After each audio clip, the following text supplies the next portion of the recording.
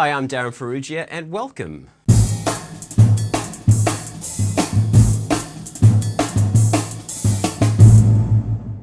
So I hope you're all well. I hope you're enjoying the great indoors. I'm still spending a lot of time in this room and really enjoying myself. I'm enjoying the creative process involved in doing these videos and doing projects with other people. It's been an amazing time, and I think we live in a time where creativity is really at the center of human existence. That was quite deep.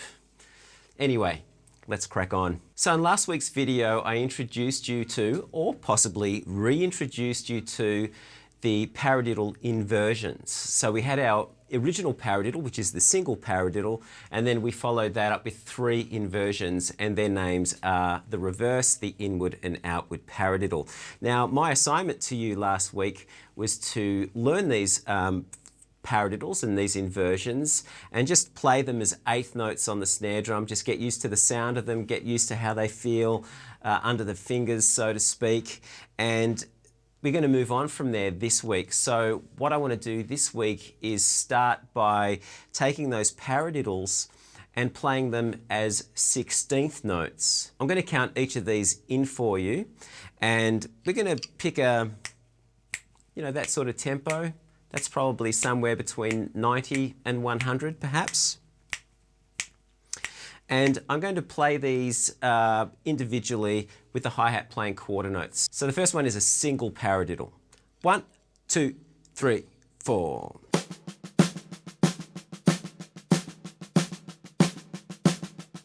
Next we have the reverse paradiddle. 1, 2, 3, 4.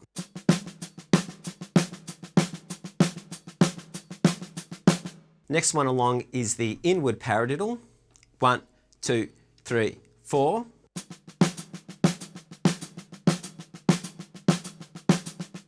And last we have the outward paradiddle. 1, 2, 3, 4.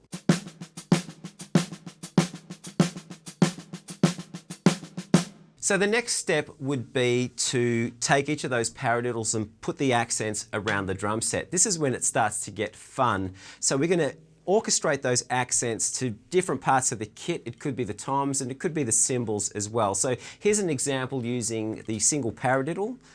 1, 2, 3, 4.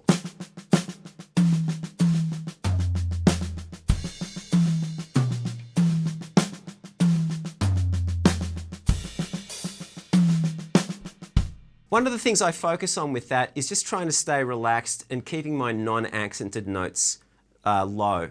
The beauty of playing mixed stickings on the drum set, as I may have pointed out last week, was it encourages some inbuilt dynamics into the fills, so that each note that we play is not the same volume, but we've got these really nice sort of varieties in dynamic levels, so sort of a light and shade type of approach, which is important to me. I really like the sound and the interest, let's say, in having dynamics in fills, just as we would have dynamics in grooves and dynamics in music overall. Anyway, so the next one is the reverse paradiddle, and again, I'm going to move the accents around the drums. 1, 2, 3, 4.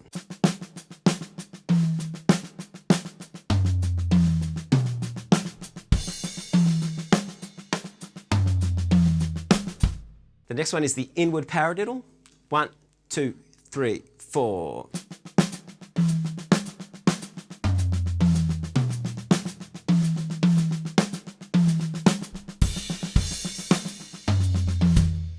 And finally, the outward paradiddle. 1, 2, 3, 4.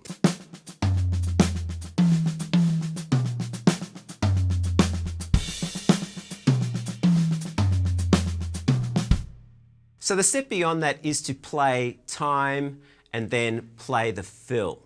So I'm just going to play 1 bar of time, and then I'm going to play 1 bar of a single paradiddle as 16th notes. I might go around that a couple of times. 1, 2, 3, 4.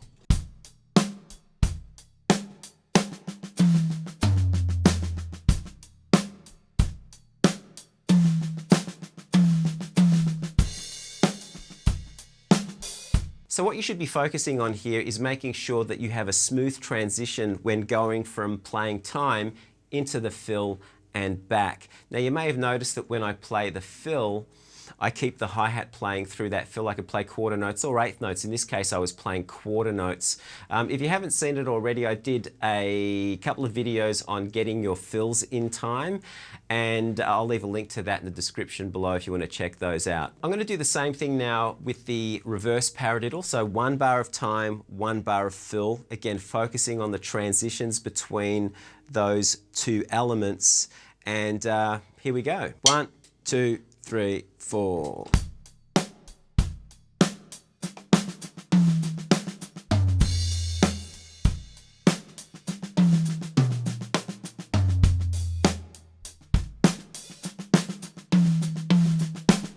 The next one is the inward paradiddle. 1, 2, 3, 4.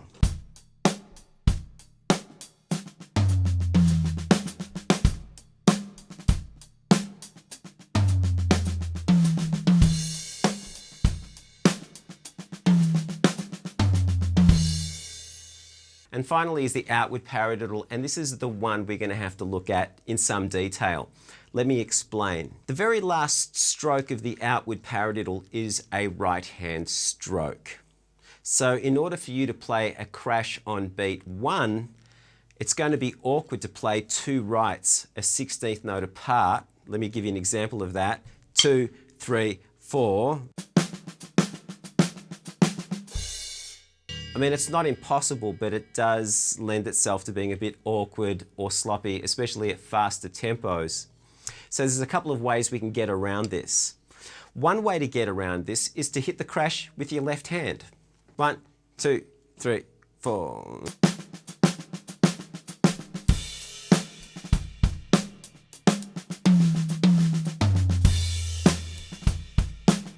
The other option is you can end the bar with 2 left-hand strokes for the last 2 16th notes. So that whole bar would be right, left, right, left, left, right, left, right, right, left, right, left, left, right, left, left. And this leaves the right hand clear to play the crash on beat 1.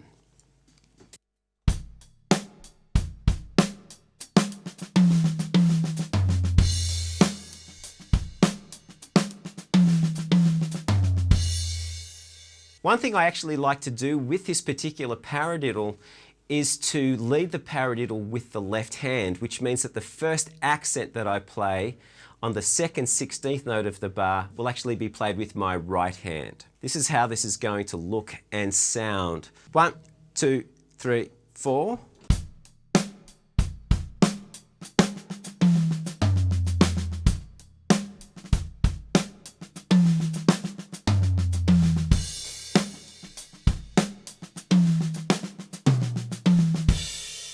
And I must say that I'm a big fan of that approach, because that approach allows me to come out with the right hand, hit beat 1 with the right hand, and it just feels a little more natural to do things that way for me. So you've got a number of options with that particular paradiddle. That one has the potential to be a little bit more awkward than the others if we don't address these particular issues with that sticking, let's say. What I'm going to do is give you an exercise to practice, and we're going to play 2 bars of each paradiddle in sequence. We're going to go from one paradiddle to the next without stopping. So I'm going to play these as 16th notes, accents around the drums, quarter notes on the hi-hat. Here we go. 1, 2, 3, 4.